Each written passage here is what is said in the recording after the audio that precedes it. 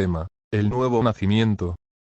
Las Escrituras dicen que la carne y la sangre no pueden heredar el reino de Dios. En 1 de Corintios, capítulo 15, verso 50 dice: Pero esto digo, hermanos, que la carne y la sangre no pueden heredar el reino de Dios, ni la corrupción hereda la incorrupción.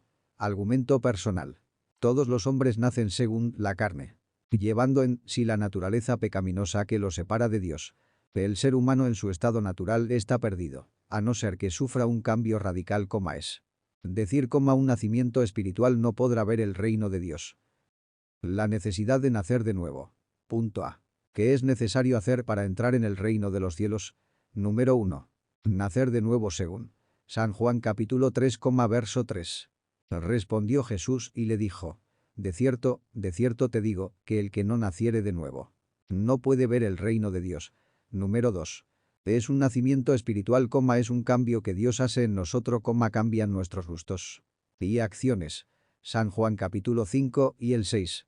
Respondió Jesús: de cierto te digo, que el que no naciere de agua y del Espíritu no puede entrar en el reino de Dios. Lo que es nacido de la carne, carne es, y lo que es nacido del Espíritu, Espíritu es. ¿Cómo nacer de nuevo? Número 1. Mirando a Cristo con fe. San Juan capítulo 3, 14 al 16. Y como Moisés levantó la serpiente en el desierto, así es necesario que el Hijo del Hombre sea levantado, para que todo aquel que en él cree no se pierda, mas tenga vida eterna.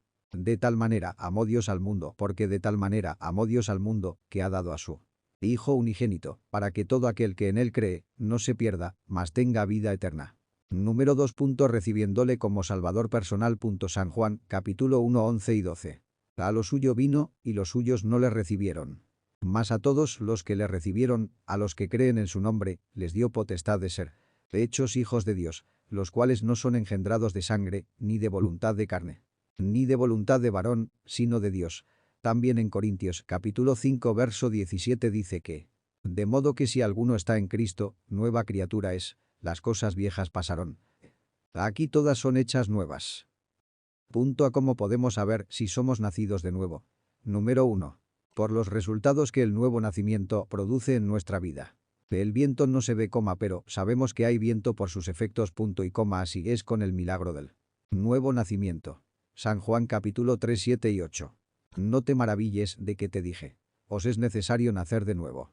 El viento sopla de donde quiere y oye su sonido, mas ni sabes de dónde viene, ni a dónde va. Así es todo aquel que es nacido del Espíritu. B. ¿Qué diferencia hay entre el nacido de nuevo y el que no lo es? Número 1. Lo que es nacido de la carne, carne es, y lo que es nacido del Espíritu, Espíritu es. San Juan capítulo 3, verso 6. Lo que es nacido de la carne, carne es, y lo que es nacido del Espíritu, Espíritu es. Número 2. Los que son de la carne se ocupan de las cosas que son de la carne, los que son del Espíritu, de las cosas del Espíritu. Romanos capítulo 8, verso 5 y 6. Porque los que son de la carne piensan en las cosas de la carne, pero los que son del Espíritu, en las cosas del Espíritu. Porque el ocuparse de la carne es muerte, pero el ocuparse del Espíritu es vida y paz. Los frutos del nuevo nacimiento. A. ¿Qué frutos se ven en aquellos que han nacido de nuevo? Número 1. Creen en el Señor Jesús, en decir confían en Él y lo reciben como Salvador. San Juan capítulo 5, verso 1.